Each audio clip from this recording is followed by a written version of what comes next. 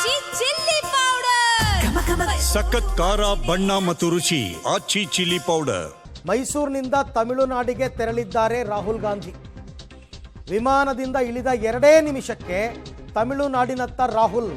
15 ನಿಮಿಷ ಅಂದ್ಕೊಂಡಿದ್ವಿ ನಾವು, 15 ಇಲ್ಲ 2 ನಿಮಿಷ ಅಂತೆ. ಸ್ವಾಗತಕ್ಕಷ್ಟೇ ಸೀಮಿತವಾಗಿದೆ ರಾಹುಲ್ ಗಾಂಧಿ ಭೇಟಿ, ಏನು ಮಾತುಕತೆ ಆಡಿಲ್ಲ. ಕಾರ್ಯಕ್ರಮದ ಬಳಿಕ ಸಂಜೆ ಮೈಸೂರಿಗೆ ಆಗಮಿಸ್ತಾರೆ ರಾಹುಲ್ ಗಾಂಧಿ.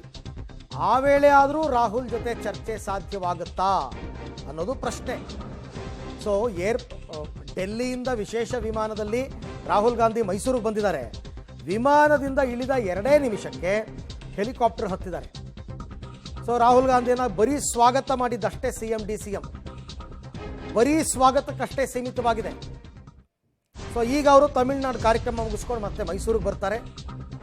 ಆಗ್ಲಾದರೂ ಏನಾದ್ರು ಮಾತುಕತೆಗೆ ಅವಕಾಶ ಸಿಗುತ್ತಾ? ಬರೀ ಸ್ವಾಗತ. ನಾವು ಬೆಳಗ್ಗೆಯಿಂದ ಅದನ್ನೇ ಹೇಳ್ತಾ ಇದ್ವಿ, ಟೈಮ್ ಎಷ್ಟು ಸಿಗುತ್ತೆ ಮಹಾ, ಯಾಕೆಂದರೆ ಸೂರ್ಯ ಮುಳುಗೋದ್ರೊಳಗಡೆ ಹೆಲಿಕಾಪ್ಟರ್ ಮತ್ತೆ ಇಲ್ಲಿ ಬಂದು ಲ್ಯಾಂಡ್ ಆಗಬೇಕು. ಕತ್ಲೆನಲ್ಲಿ ಹೆಲಿಕಾಪ್ಟರ್ ರನ್ ಆಗಂಗಿಲ್ಲ, ಅಷ್ಟರಲ್ಲಿ ಎಲ್ಲ ಟೈಮ್ ಟು ಟೈಮ್ ನಡಿಬೇಕು ಕಾರ್ಯಕ್ರಮಗಳು. ಸೊ ಹೀಗೆಲ್ಲ ಇರೋದ್ರಿಂದ ಈಗ ಸದ್ಯಕ್ಕೆ 2 ನಿಮಿಷ ಟೈಮ್ ಕೊಟ್ಟಿರೋದು ರಾಹುಲ್ ಗಾಂಧಿ. ಹೊರಟು ಬಿಟ್ಟಿದ್ದಾರೆ ಅವರು ಆಲ್ರೆಡಿ.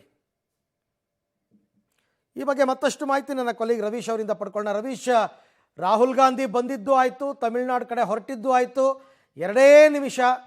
ಸೊ CM DCMಗೆ ನಿರಾಶೆನ ಅಥವಾ ಇದು ನಿರೀಕ್ಷಿತನ ಅಂತ?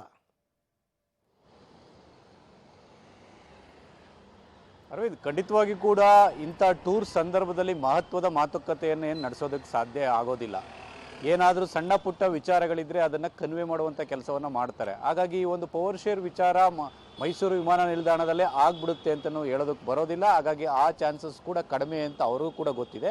ಹಾಗಾಗಿ ನಾಯಕರು ಸಹಜವಾಗಿ ಬಂದಂಥ ಸಂದರ್ಭದಲ್ಲಿ ಅವರನ್ನು ವೆಲ್ಕಮ್ ಮಾಡೋದು ಮತ್ತು ಅವಳಿಗೆ ಬೀಡ್ಕೊಡೋದು ಮಾಮೂಲಿ ಸಹಜವಾಗಿ ನಡೆಯುತ್ತೆ. ಕಾರ್ಯಕ್ರಮ ಇರ್ತಕ್ಕಂಥ ಹಿನ್ನೆಲೆ ಅಂದರೆ ಗುಡ್ಲೂರಲ್ಲಿ ಒಂದು ಖಾಸಗಿ ಶಿಕ್ಷಣ ಸಂಸ್ಥೆಯ ಕಾರ್ಯಕ್ರಮ ಇದೆ. ಆ ಕಾರ್ಯಕ್ರಮಕ್ಕೆ ಅಲ್ಲಿ ಹಾಜರಾಗಬೇಕಾಗತಕ್ಕಂಥ ಹಿನ್ನೆಲೆಯಲ್ಲಿ ಅವರು ಒಂದು 2-3 ನಿಮಿಷ ಅಲ್ಲಿ ವೆಲ್ಕಮನ್ನು ಸ್ವೀಕಾರ ಮಾಡಿ ಅವರು ಈಗಾಗಲೇ ಹೊರಟಿರ್ತಕ್ಕಂಥದ್ದು. ವಿಶೇಷ ವಿಮಾನ ಆಗಿರ್ತಕ್ಕಂಥ ಹಿನ್ನೆಲೆಯಲ್ಲಿ ವಾಪಸ್ ಬರುವಂಥ ಸಂದರ್ಭದಲ್ಲಿ CM ಮತ್ತು DCM 5:30-6 ಗಂಟೆ ತನಕ ಕೂಡ ಮೈಸೂರಿನಲ್ಲೇ ಇರ್ತಾರೆ. 6 ಗಂಟೆ ಬಳಿಕ ಅವರು ಮೈಸೂರಿನಿಂದ ಹೊರಡುವಂಥ ಕಾರ್ಯಕ್ರಮವನ್ನು ಕೂಡ ಮಾಡಿಕೊಂಡಿದ್ದಾರೆ. ಆಗ ಆ ಸಂದರ್ಭದಲ್ಲಿ ಏನಾದರೂ ಈ ಒಂದು ರಾಮ್ಜಿ ವಿಚಾರವಾಗಿ ರಾಮ್ಜಿ ಕಾಯ್ದೆಯನ್ನು ವಿರೋಧ ಮಾಡ್ತಾ ಇದ್ದಾರೆ, ಆ ಒಂದು ವಿಚಾರವಾಗಿ ಕೂಡ ಒಂದು ರೀತಿಯಲ್ಲಿ ಮಾತುಕತೆ ನಡೆಸ್ಬೋದು. ಈ ಸಂದರ್ಭದಲ್ಲಿ ಎಲ್ಲೋ ಒಂದು ಕಡೆ ಡೆಲ್ಲಿಗೆ ಬರೋದಕ್ಕೆ ಸಮಯವನ್ನು ಕೇಳುವಂಥ ಚಾನ್ಸಸ್ ಜಾಸ್ತಿ ಇರ್ಬೋದು. ಅದಕ್ಕೆ ಅವಕಾಶ ಸಿಗುತ್ತೋ ಇಲ್ವೋ ಅನ್ನೋದು ಕೂಡ ಇನ್ನೂ ಕೂಡ ಸ್ಪಷ್ಟತೆ ಇಲ್ಲ. ಒಟ್ಟಾರೆಯಾಗಿ ಎಲ್ಲ ನಾಯಕರು ಅಂದರೆ ಅದಕ್ಕೆ ಸಂಬಂಧಪಟ್ಟಂಥ ಮೈಸೂರು ಜಿಲ್ಲೆಗೆ ಮತ್ತು ಪ್ರಮುಖ ನಾಯಕರೆಲ್ಲರೂ ಕೂಡ ಅವರು ಹೋಗಿ ವೆಲ್ಕಮ್ ಮಾಡಿದ್ದಾರೆ ಅಷ್ಟೇ. ಕೇವಲ ವೆಲ್ಕಮ್ ಮಾತ್ರ ಸೀಮಿತ ಆಗಿರ್ತಕ್ಕಂಥದ್ದು.